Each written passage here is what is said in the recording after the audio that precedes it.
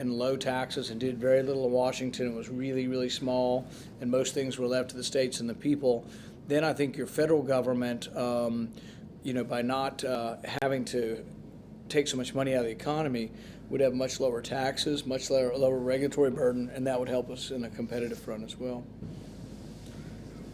You had some free time last night. Did you catch anything good on TV? Well, you did a town hall.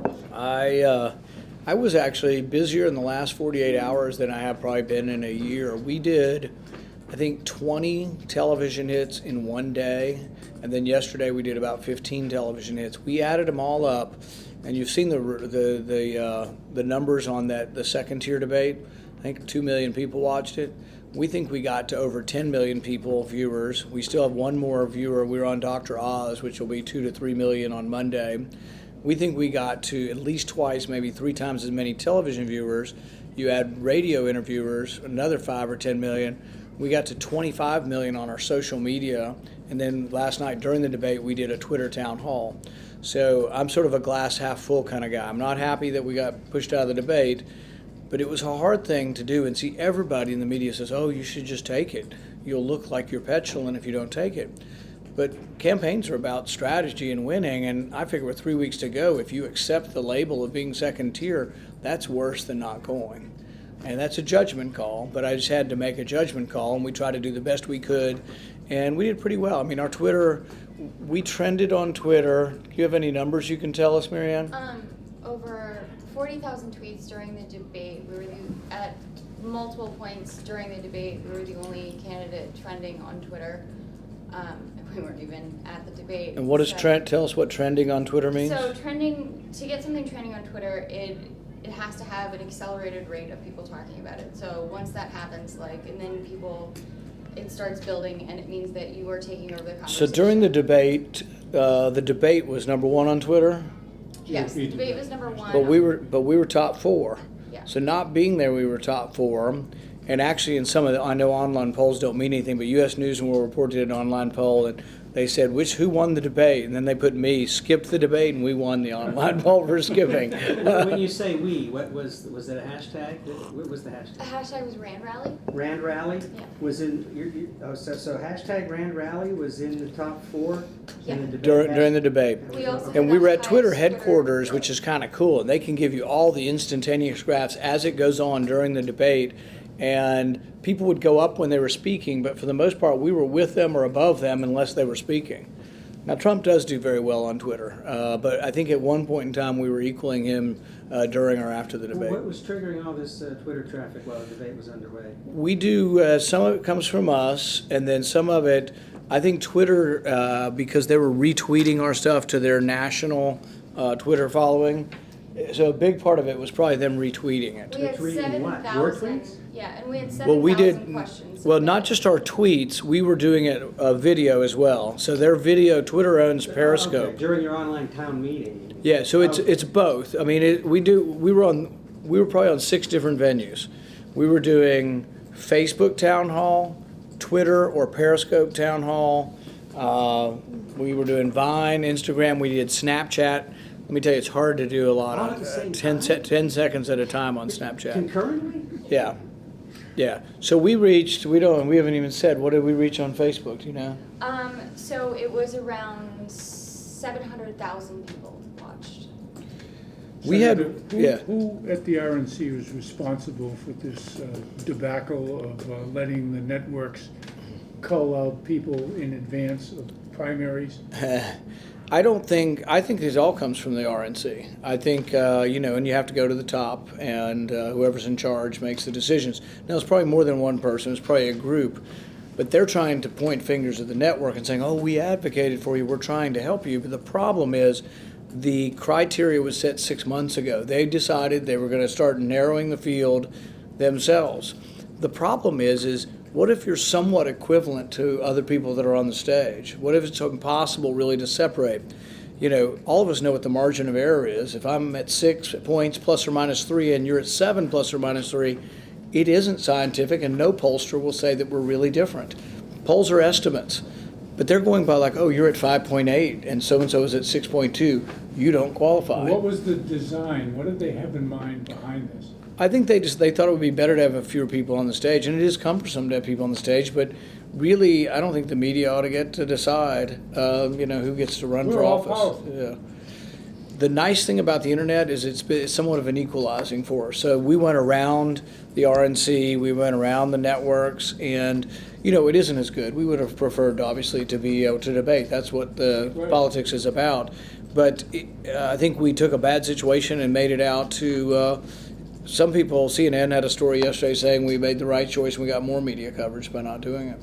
Well, what does it say for the people in Iowa and New Hampshire, that the networks and the National Party decide before we get to vote? I think it disenfranchises the voters of Iowa and New Hampshire for there to be a pre-election.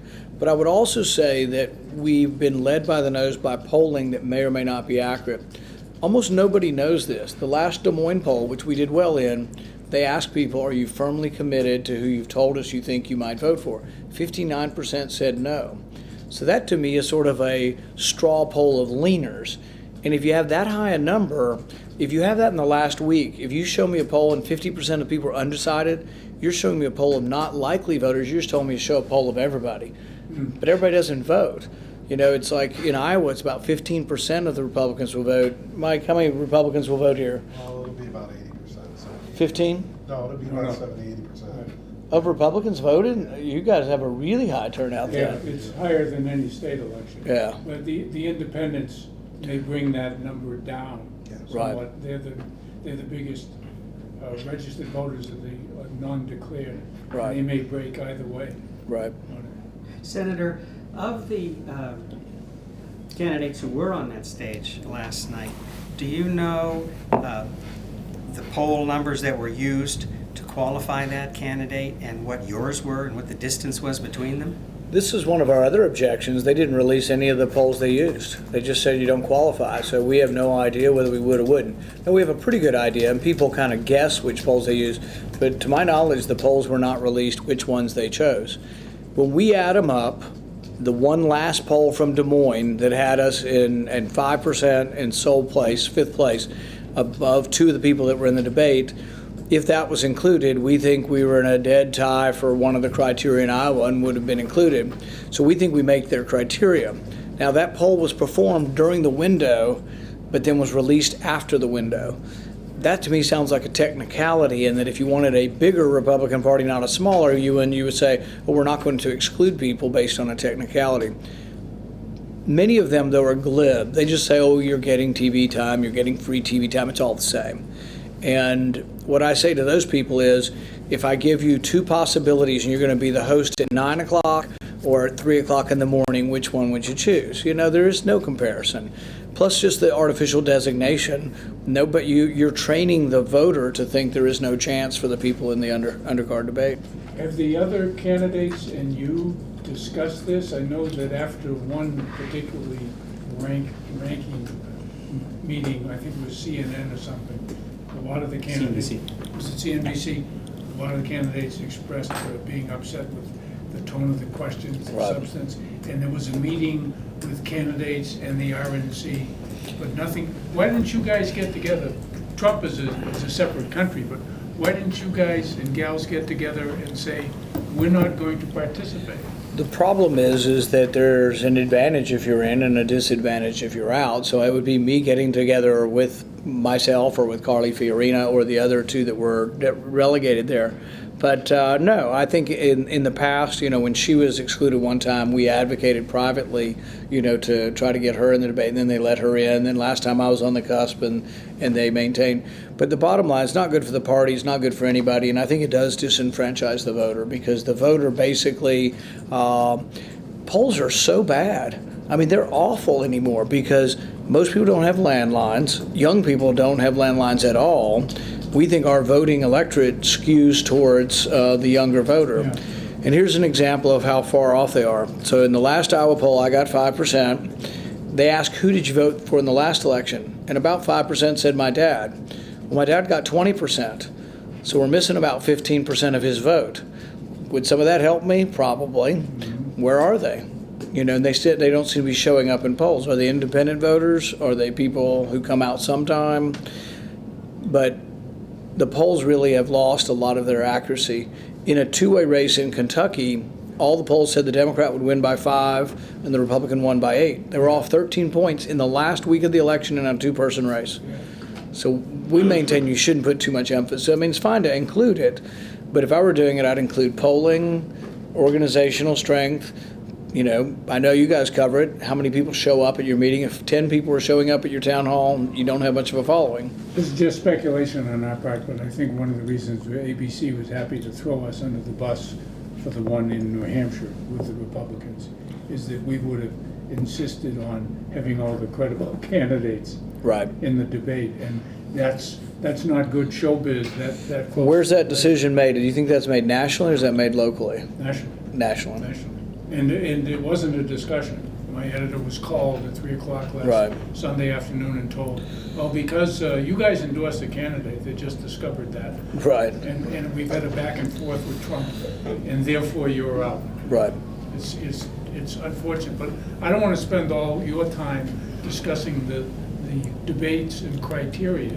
The issue is you're sort of, in a lot of respects, the odd guy out. You have charted a course different from the other Republicans. And do you think it's resonating? And well, you're not going to know until the caucus. I think it's hard to tell because, and that's the other question that's hard for us because we go places and they say, oh, your message isn't resonating. I said, well, how do I know yet? I mean, we were at Exeter last week or 2 weeks ago. Our crowd was, I think, similar in size to a former president's crowd, Bill Clinton, who was in the exact same town hall. His might have been slightly bigger, but we had a boisterous crowd of 350 people. If I had not read any of the reports of polling and the Trump dominating things in all the polls, I would have no idea that we're not doing great in New Hampshire and in Iowa. We have bigger crowds. We have 1,000 sometimes in colleges in Iowa.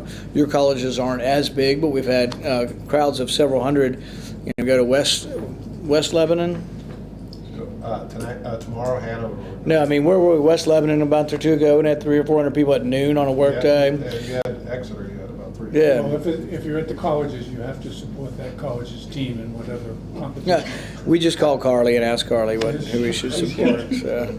She's got a lock on it. So the issues that we've discussed are our trade and the budget deficit. What is resonating? What are they asking you? Particularly with young people, maybe my signature issue is that the government shouldn't collect all your records, you know, your phone records or your credit card statements. And I think that resonates with the younger crowd because most of their life revolves around their phone. They do all their communication, all their searching on the internet, everything is in their phone, and they don't understand why the government would need to have everybody's phone records. And I think that resonates with kids. I've been for criminal justice reform. I think our war on drugs has disproportionately impacted poor people, but also African Americans and Hispanics. I read on the way up here an article that talked about 2 people that there was a no-knock raid, and I really object to these. The police come in the middle of the night without knocking, but they come in with a flashbang grenade. So they throw it through the window, it explodes, it deafens you, smokes everywhere, and if you have a gun and someone's coming through the window, what do? They shoot. So 2 policemen have been killed. I think it's dangerous for policemen. It's usually for possession of drugs. For goodness sakes, can't we knock on the door in the daylight and arrest them for possession of drugs if we have to do that? 2 cases, though. One guy was white, one guy was black. Both of them shot the police officer coming through the door in the middle of the night and killed one of the police officers. The white guy's going to get off with self-defense, and the black guy's facing execution. I'm not saying it always happens that way, but there's enough instances where the black community sees that they feel like they're getting a raw deal, and it's part of the unrest you're seeing in our cities. And some of it, I think, could be fixed. It's not always overt racism, but what it happens is the black community has more patrols because there's more crime in the city. And as a consequence, though, you do this day in, day out. You look at our prisons, and there are 3 out of 4 people in prison are black or brown. And I think it's not necessarily inequality of who's doing the crime or using drugs, because drug rates are actually similar between whites and blacks. But if you paid attention to Whoopi Goldberg, you'd get the machine guns off the street. And this would not be such a concern. She didn't quite convince me on that. So, although she did, because we don't have machine guns on the street, we don't have automatic weapons. We had a little trouble on that issue. Yeah,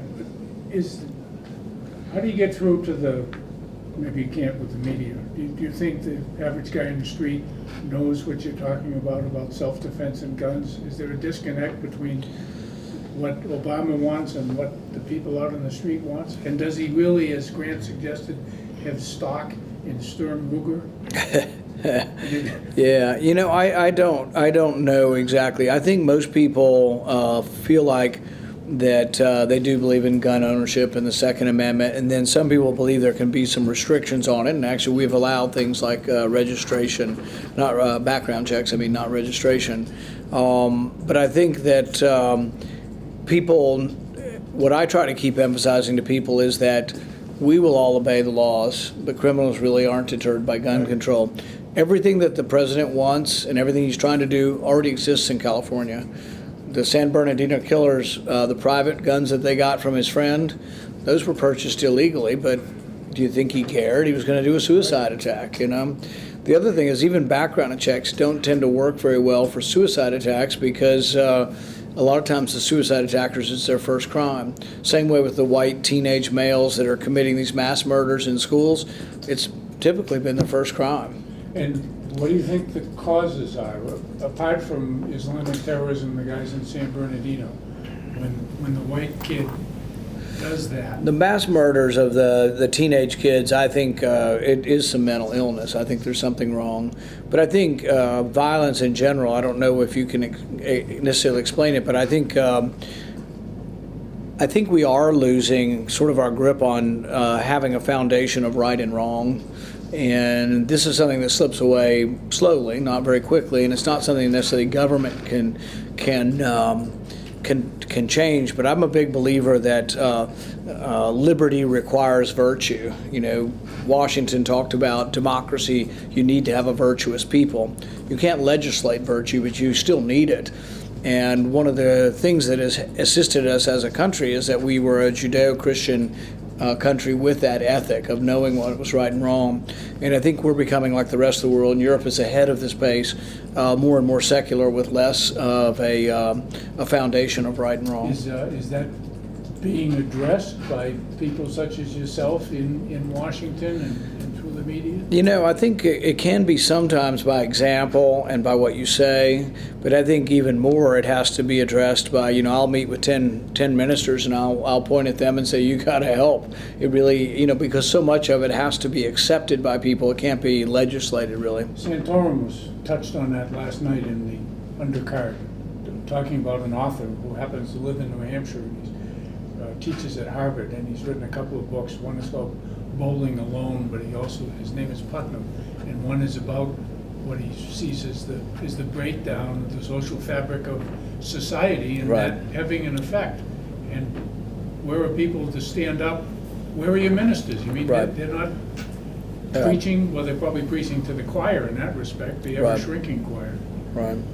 Are you running for U.S. Senate too? I am. Yeah. How's that race going? I don't have an opponent yet, which is good. Really?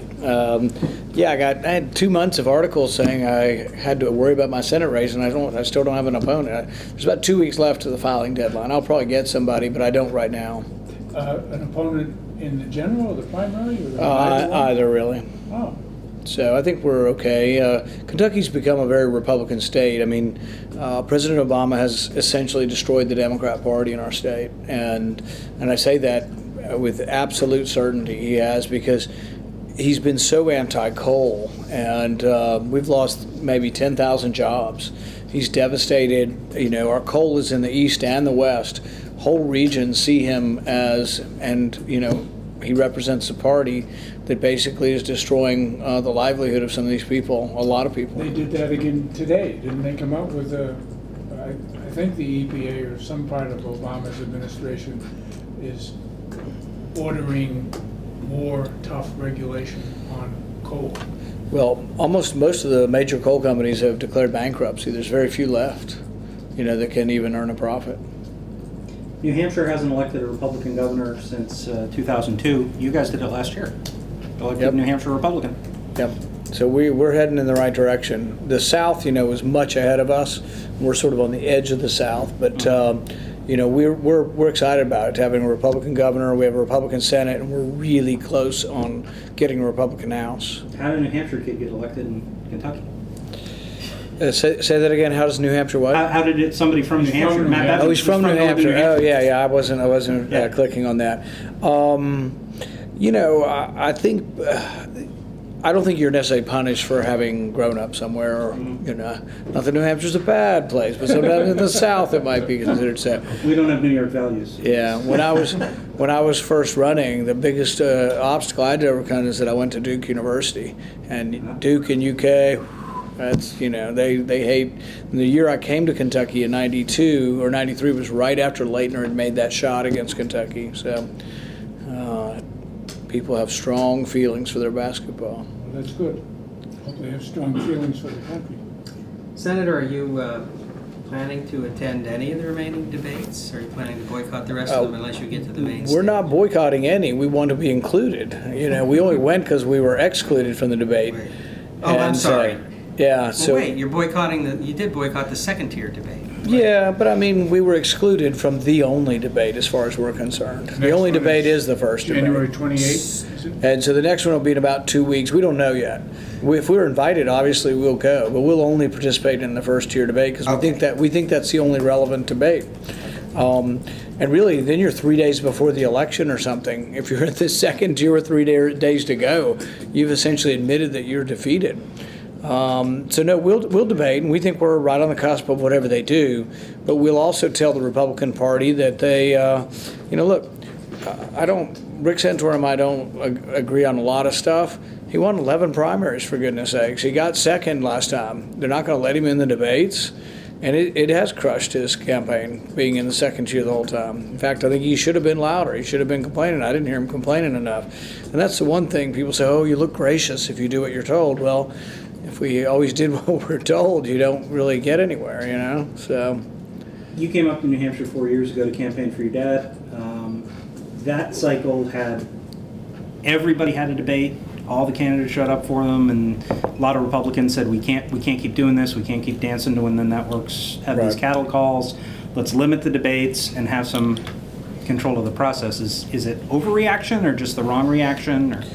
I think maybe, in the beginning, when I heard that there was 23 previously and people were worn out by it, the fewer number I didn't really object to, and still think, 10 probably is plenty, or whatever we're going to do, 8 or 10. But I wasn't thinking we were going to then sort of have an artificial narrowing of the field. There's other ways you could have done it. There could have been random selection. In fact, I think you could do 6 people around a table, as long as it's random. If it's non-random, though, that's the problem. Then you've been designated as a loser, and so that's a problem. You could do one on one day and one on the next, or back to back, and the ratings would be great because you would Right. have a star or two in each panel. Yeah, you could even have them all go behind a curtain and select straws, and then they come out, and they go back and come out. Ping pong balls. Yeah, in there the you next go. room. There you go. You were in Washington, but Yeah, that's we how didn't get here that selected- time, yeah. Selected the order of it. So, but yeah, I think in the end, probably an overreaction, and that's what we've got now is an overreaction with really the party saying, "Oh, we didn't do this," but the party has made all the rules. All of this came from the RNC.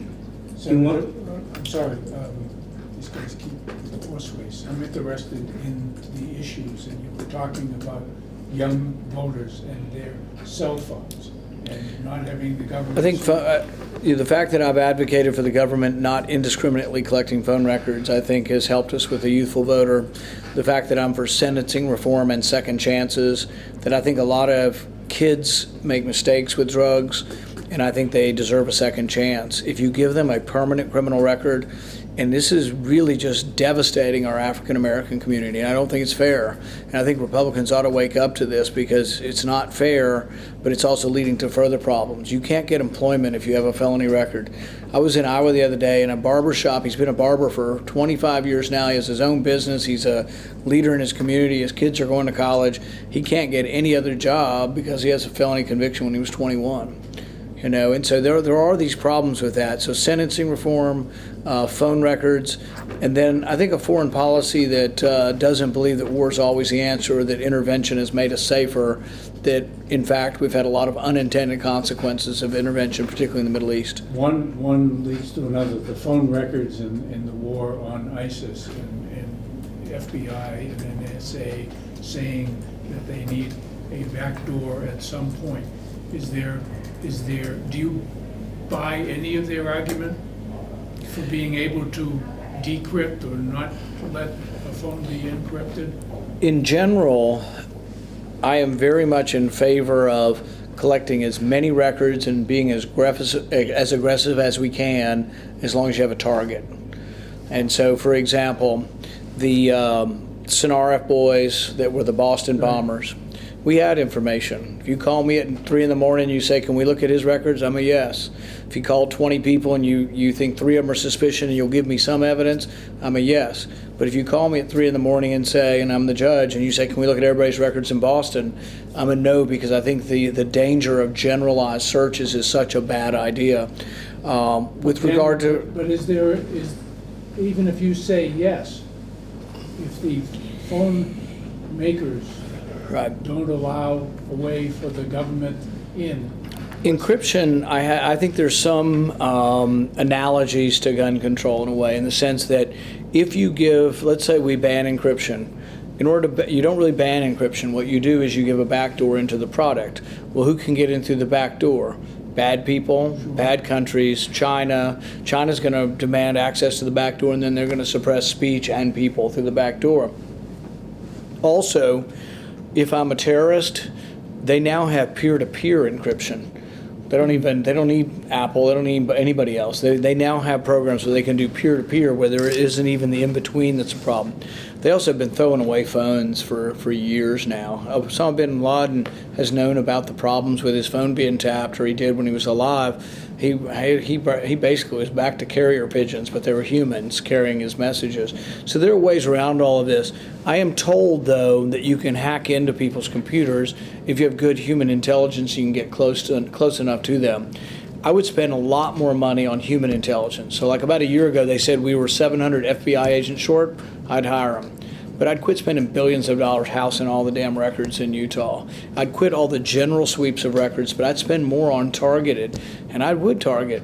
And so we have all this debate, can you go 1 or 2 hops into information? I don't care if you go 100 hops into it, as long as you keep going back to a judge and giving them a name. And as long as we're not searching everybody's records, as long as we're going in. We have the ability to go into records that way, but I don't think you have to collect everybody's records. We currently collect 90% of all the credit card statements in the country.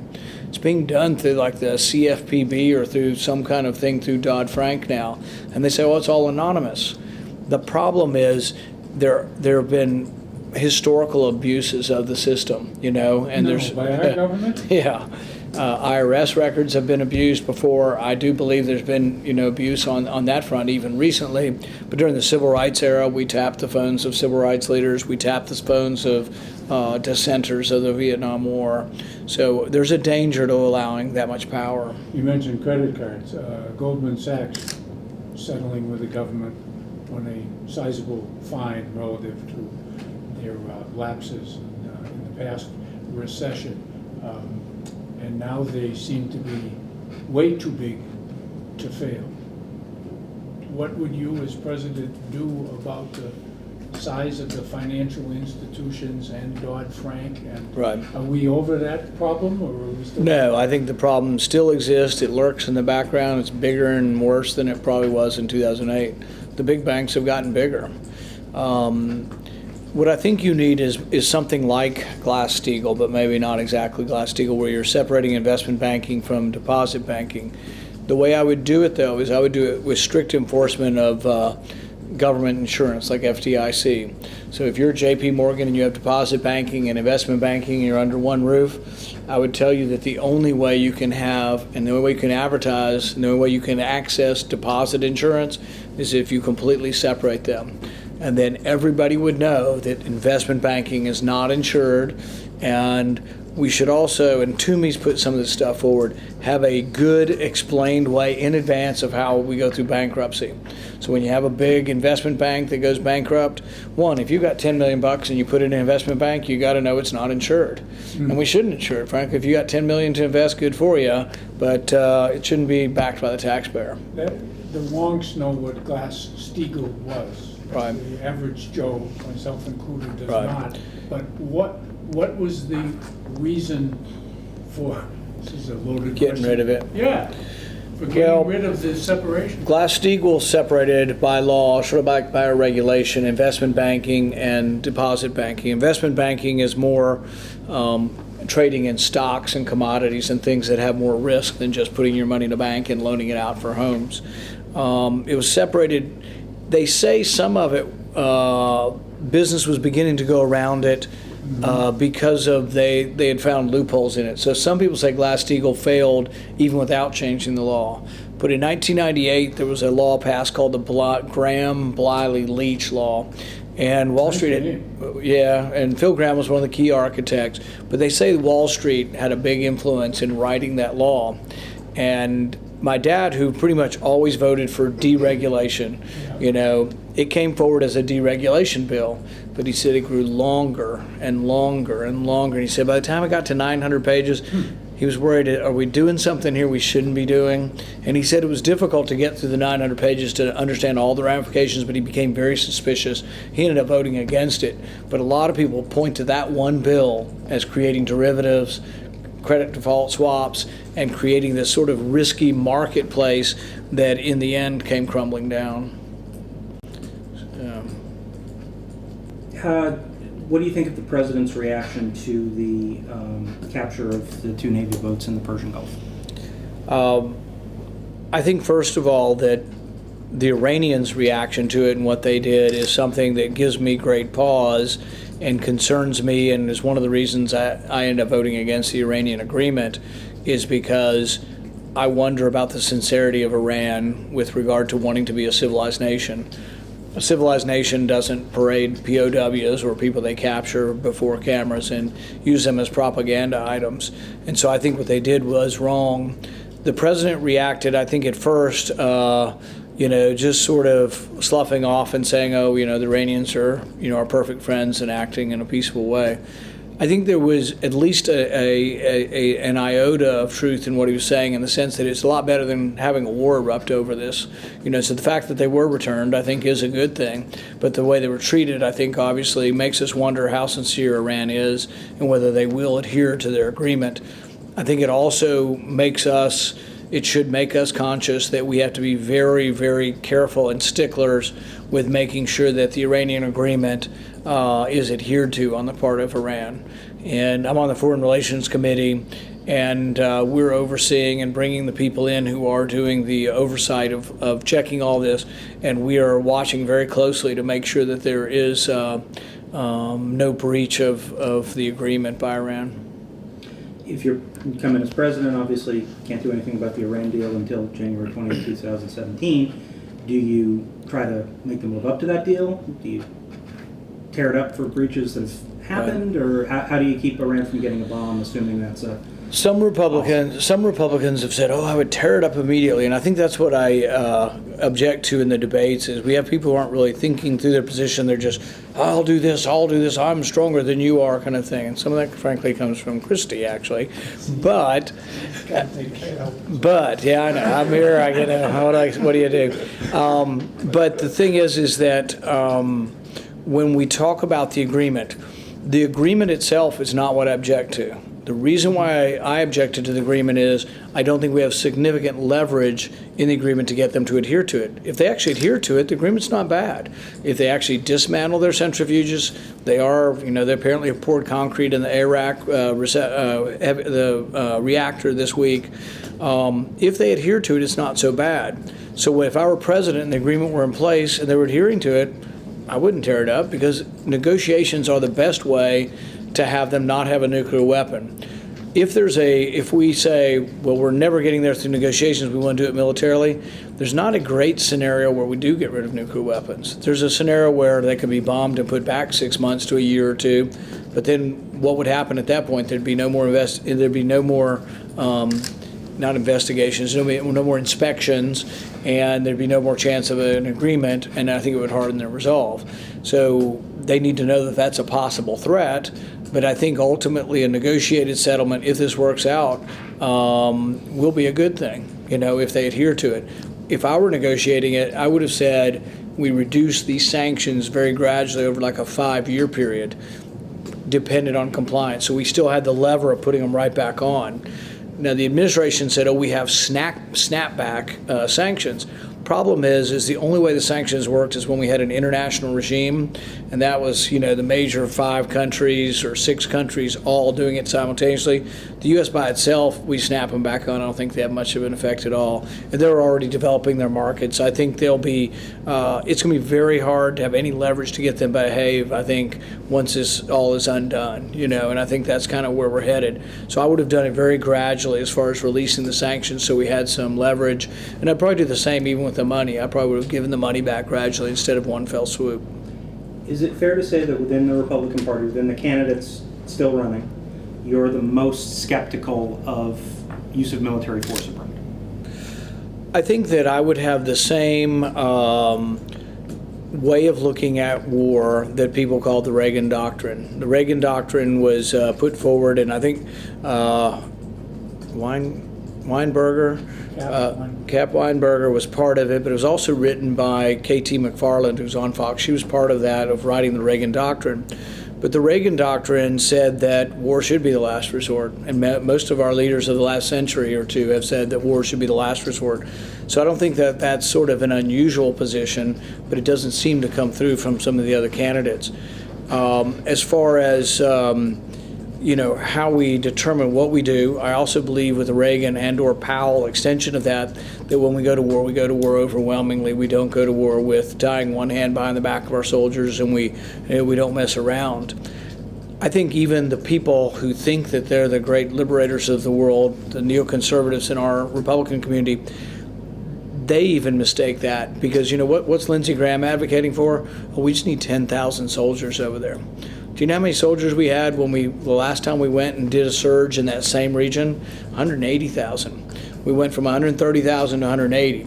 So I think the Grahams and McCains of this world say, we just need 10,000 boots on the ground.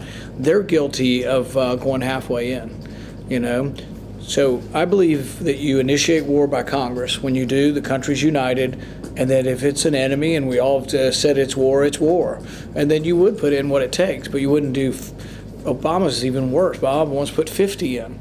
But I think 10,000 is not even much better than putting 50 in, because you're sort of going in a partial way. And what if we get routed in a battle? Or what if we have 100 prisoners taken or burned alive? Just the catastrophe of what that means.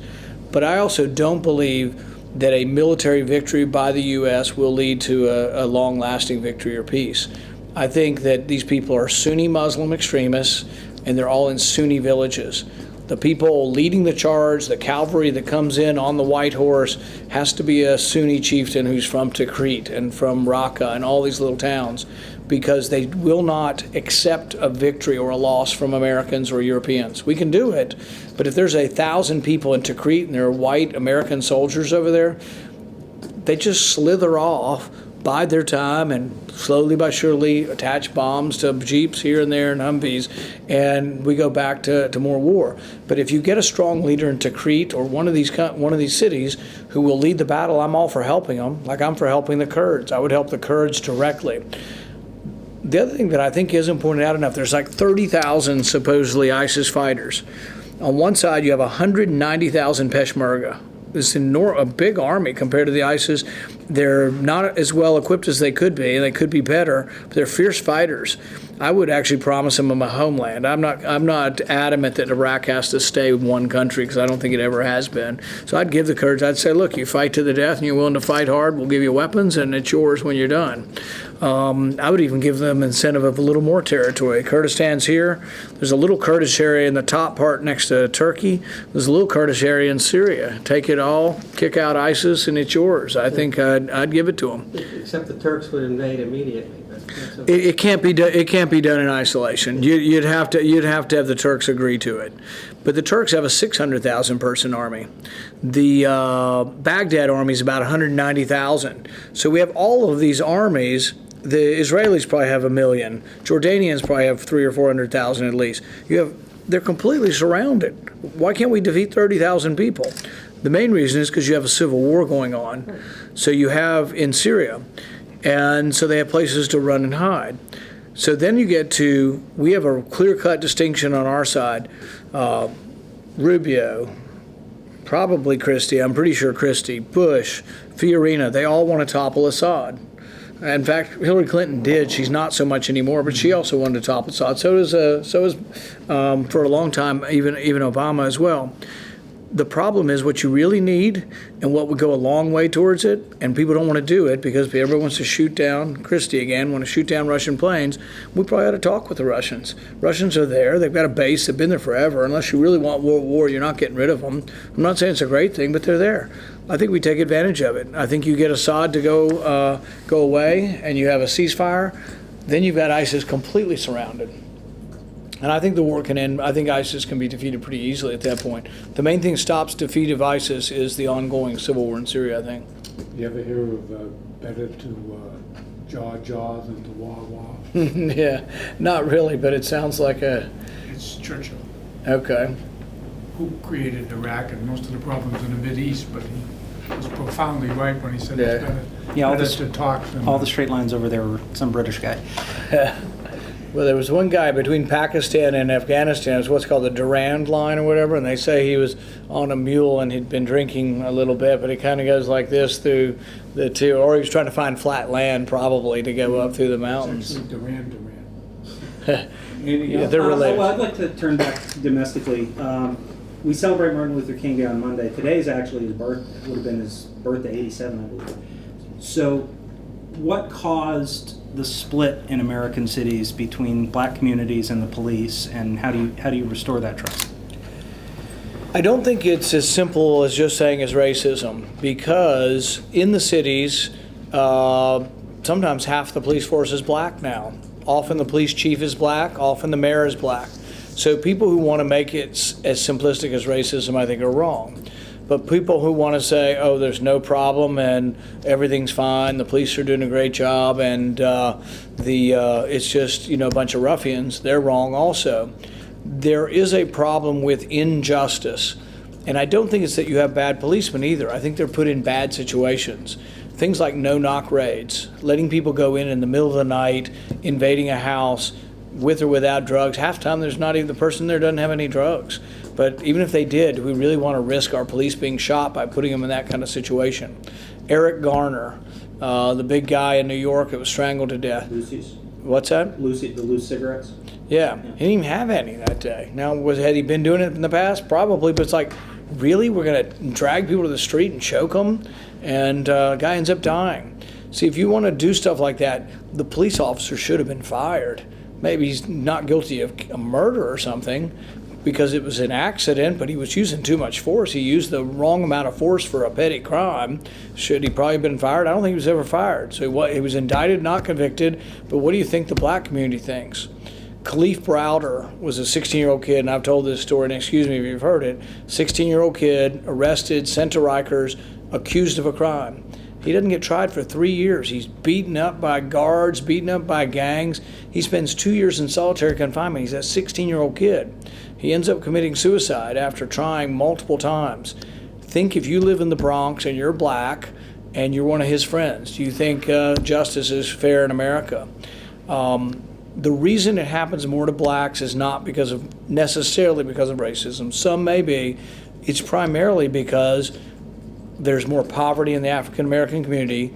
They live in closer circumstances in big cities, and there's more crime there. So there is more crime. That's why the police are there. The police are doing their job. But the police, we need to get away from,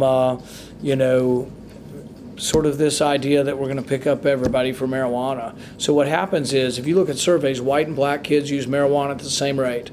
But if you look in the prisons, 3 out of 4 people in prison are black or brown. Because if it's your kid or my kid and we live in the suburb, the police don't show up. And so somehow we get this disproportionate arresting because of the circumstances of where people live. But we also, some of the laws are incorrect. Crack cocaine versus powder cocaine. Powder cocaine was what white kids use, black kids use crack cocaine. It just developed that way. But it used to be 100-to-1 weight ratio. And so we have people, and this is one thing I agree with President Obama, there are some people still in jail, 15, 20 years for crack cocaine. There was a kid, Rolling Stone did a great article on It's this. possession, not selling. I don't know which, but I mean, the problem is all the people who possess are selling too. How do they get money? That's how they get money to use. And so I don't separate it clear cut between selling and using. But one kid this was a white kid in Nevada. He was 23-year-old, caught with LSD, and he was shipping it through the mail, and then it becomes this horrendous crime. He's still in jail. He's 46. He's been in jail for 23 years. I mean, that's just, you can kill somebody in Kentucky and get out in 12. We got people in jail for 23 years to life for drugs. So I'd reassess the whole thing. And I think it's the idea that we ought to have a little more compassion. And I'm not talking about murderers and rapists and thugs. They need to be separated. But people who make a mistake with drugs need to be given a second chance, I think. I think we're probably close to being done. What? I must be getting close to the endorsement. I thought I've done a great job. That was 2 hours ago. We haven't notified Chris yet. He'll be heartbroken. Crime rates, though, have been going down Right. in the last 10 or 20 years. And are you at all concerned of the effect of them going up if just on the drug thing, Right. we loosen up? I'm not positive exactly. You're right, crime rates have gone down, and many argue that was more presence on the street, with police. And the broken window thing, and while Eric Garner is way too far, I think Giuliani in New York, Yeah. one said enough. I have mixed feelings about it. I think that a presence on the street as a deterrent, I'm a big believer in deterrent. So yeah, I think having police on the corner and having them doing things and shuffling people along, Eric Garner should have gotten a ticket. And if he's in front of my building selling loose cigarettes, I want him to move on. And so if you've got to, at some point, either give him a ticket, and if he won't move, if you got to take him downtown to the police station, I'm kind of okay with that. But we got to figure out how to do that in a way where we don't have excessive force. And I don't know the easy answer to it. So I'm not against patrols and a visible presence of police, but I think that you have to change. For example, in Ferguson, a third of their city budget was coming from fines. And a $100 fine for you and I, we'll be mad that we got the ticket. But if you're a poor person, a $100 fine can spiral your world out of control. And there's a story, and I put it in my book, but it was from A Man in Full by Tom Wolfe, and he talks about a guy who, they confiscate his car, and it's down there at the impound. He's there at 4:55 trying to get it back, and the line's 5 people deep, and they shut the window at 5 o'clock, and he's going to lose his job. So he breaks into the impoundment lot to get his car.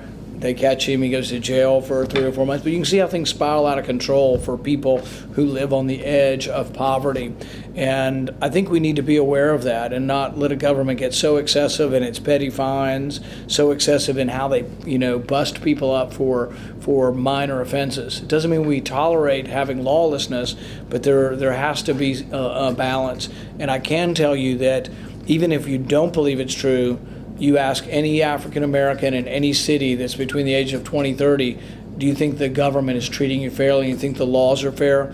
There is a very strong perception, and they have evidence that it's not. 90%, and not without Right. some justification. And it's not all black-white, though. The kid that died in Baltimore, black kid, I think the guy driving the van's black. So it isn't really, we're dumbing it down if we make it all about race. But if you make it more about poverty and circumstances, the people caught up in it are minorities, but it's not because of their race that's a problem, but it is a problem. I think the Man in Full protagonist was a beneficiary of the end of Glass-Steagall. You're probably right. You're probably right. was a hell of a Yes, work. you got me there. Hell of a book. Yeah. Well, thank you for coming in, Senator. Thank you. I hope you make it to the next debate, and I know you're going to make it to New Hampshire. Why don't you have your own debate? Pardon? Why don't you have your own debate? We're free that night. Pardon? I said we're free. Well, not that night, but I don't know how many Republicans would participate. Well, I think if you call it a debate, they'll probably all be forced not to. You have to call it something else. Forum, which is the one at a time on the stage. Yeah. So I don't know if that works. We're open to it. As a matter of fact, my editor's talking to a network. You know what you could do is you could have sort of people sitting all together, and then there's a little step up, Right. and that's the stage. And so you call people up one at a time, and they're only one on the stage at a time, but everybody's sitting behind them. You didn't like my daughter, well, you weren't there, but she was looming over all the candidates if they went over there like a minute and a half when they were being talked to by Jack Heath. Yep. Yeah, you were by satellite. so you Yeah, just we had to did by plug in satellite there. because we were voting that night. I think it was on a Planned Parenthood thing. Nobody wanted to miss that. Yes, So, yes. Well, So that was the night your colleagues stayed to vote. That was one time they did. Now I had it on at the Fed vote this week, and we lost Cruz this week on it. Well, Thanks, guys. congratulations on your successful successful disintermediation on There you debate go. night. There you go. Cut out All the right. middleman, go straight to the people. Yeah. Thank you, guys. Thanks for having us. Appreciate it. Where are you going now, Mike? We are gonna grab a quick bite, and then we have a Hollis Town Hall. I am. Just guess.